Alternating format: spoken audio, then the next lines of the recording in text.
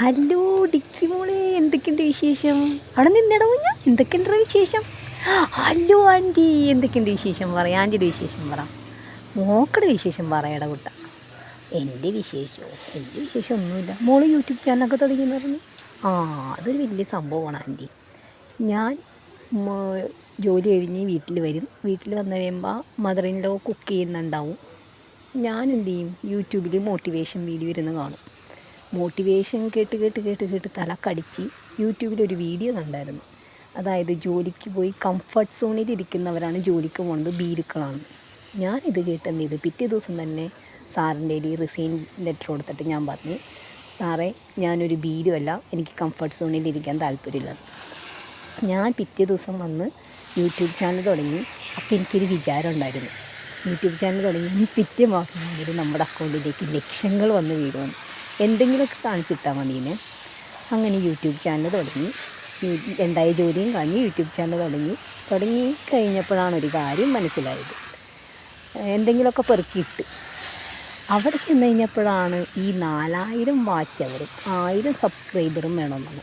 അങ്ങനത്തെയൊക്കെ സംഭവം ഉണ്ടാ, അല്ലാതെ പെട്ടെന്ന് ഓടിച്ചിടുമ്പോൾ തന്നെ കിട്ടില്ല. അങ്ങനെ ഓക്കെ. അപ്പം ഞാൻ വിചാരിച്ച് ഒരു തോണി വിളിച്ച് അക്കരെ കിടക്കേണ്ട താമസമുള്ളൂ. ഈ 4000 വാച്ച് അവർ 1000 സബ്സ്ക്രൈബർ അല്ലേ, സോ സിമ്പിൾ. അങ്ങനെ യൂട്യൂബിൽ പല വീഡിയോസ് ഇട്ടു. പിന്നെ എനിക്ക് മനസ്സിലായി, അപ്പോൾ മനസ്സിലായി ഈ 4000 വാച്ച് അവർ എന്നൊക്കെ പറയുന്നത് അത്ര ഇതല്ലെന്ന്. എന്നാൽ പിന്നെ ഞാൻ യൂട്യൂബിൽ കയറി നോക്കി ഏത് വീഡിയോക്കാണ് റീച്ച് കൂടുതലെന്ന് കരുതി നോക്കിയപ്പോൾ കുക്കിംഗ് വീഡിയോയും ട്രാവലിംഗ് വീഡിയോയും നന്നായിട്ട് ഓടുന്നുണ്ട്. എന്നാൽ പിന്നെ കുക്കിംഗ് പരീക്ഷിക്കാമെന്ന് വിചാരിച്ച് കുക്കിംഗ് ചെയ്ത് തുടങ്ങി. എൻ്റെ പൊന്നെ, എൻ്റെ വീഡിയോ കണ്ട് കുക്കിംഗ് ചെയ്ത ആൾക്കാർ കമൻറ്റ് ബോക്സിൽ വന്ന് തെറി വിളിക്കാൻ പോയിട്ടില്ല, ഒരു രക്ഷയില്ല ആൻറ്റി.